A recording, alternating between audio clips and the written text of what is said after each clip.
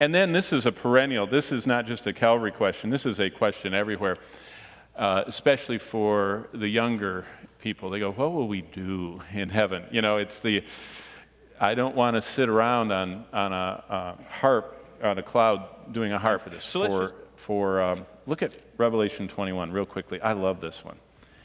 What are we going to do in heaven? Revelation 21. And it's a very interesting play on words. There are two words for new in the Bible. There's neos and kainos. Kainos means a new version of the same kind. Like, these are my favorite shoes. And when they wear out, I'm going to get another pair, and they'll look just like that, only they'll be new. But they're not different. They're new, the same. If I got Naos shoes, I would get orange ones or something. They would be new, different. Now think for a minute why I'm saying that.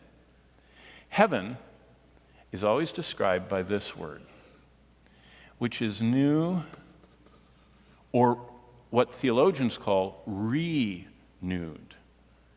New of same kind. So for a minute, think about that. Heaven is not going to have orange grass,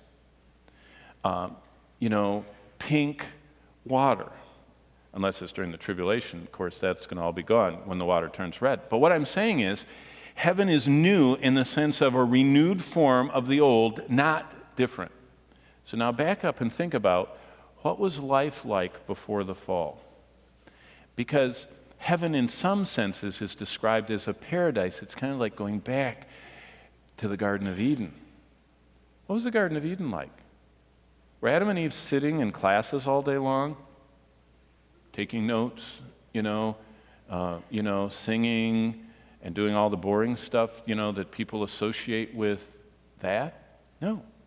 They were just having the best time, walking with God, their Creator, clothed. In fact, the Psalms seem to imply that they were actually clothed in light. In fact, the fall, God turned the light off and they went, oh, we don't have anything on. It appears that they were clothed in light from the book of Psalms. So, heaven, here's the answer, because we only have 4 minutes. What will we do in heaven? Heaven will be glorifying God, doing everything He created us to love. Think about that. God is not a cosmic killjoy.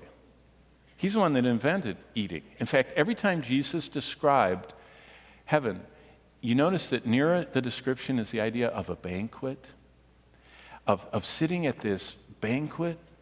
Did you know, to us, we eat like at banquets, most of us, and go to restaurants where you can order anything you want. You can order as much as you want. In the world of the Bible, only a select few could have what they wanted.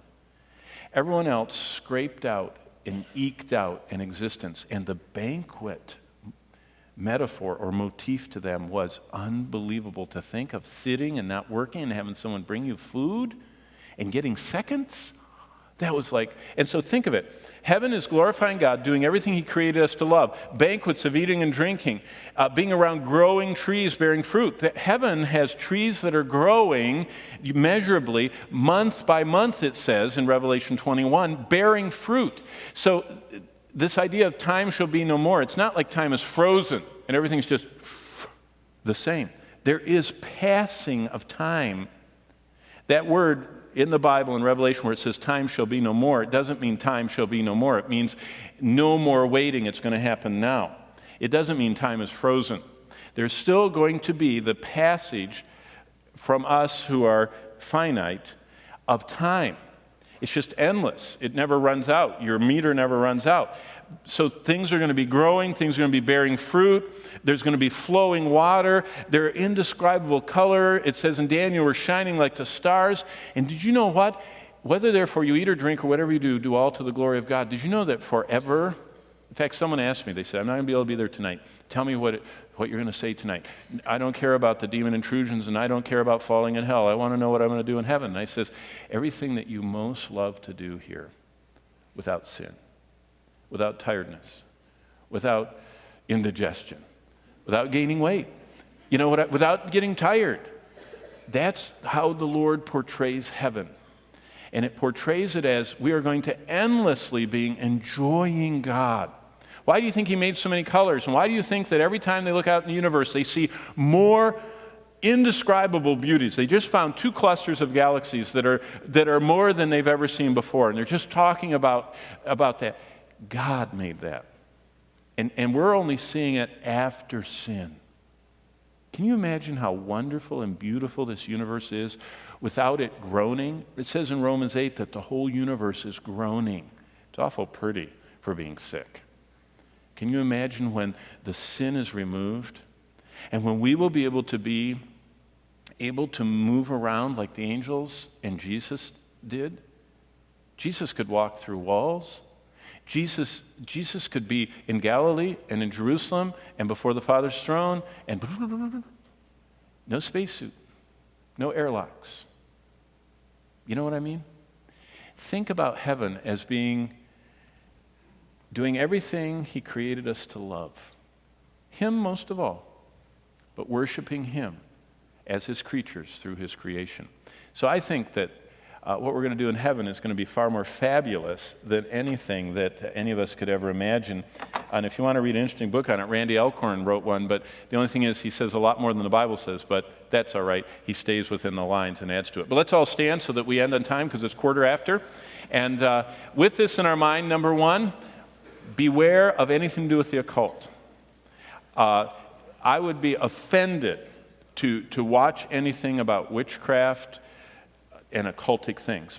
Why does it offend me? Because it offends God. And so more and more movies are about the occult.